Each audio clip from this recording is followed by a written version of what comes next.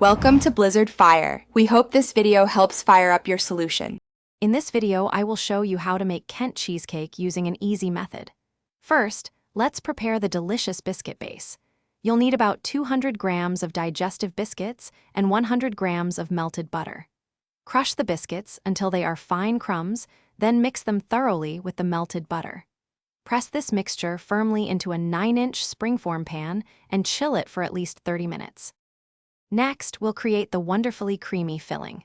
In a large bowl, combine 500 grams of full-fat cream cheese, 100 grams of castor sugar, and the zest of 1 lemon. Beat these ingredients together until the mixture is perfectly smooth and there are no lumps. Then, gently fold in 250 milliliters of double cream until it's just incorporated. This ensures a light and airy texture. Now it's time to bring it all together. Carefully pour your creamy filling over the chilled biscuit base in the springform pan. Use a spatula to gently smooth the top, creating an even surface. Once assembled, place the cheesecake back into the refrigerator. It needs to chill for at least 4 hours, or ideally overnight, to set perfectly firm and achieve that classic cheesecake texture. Finally, the moment you've been waiting for.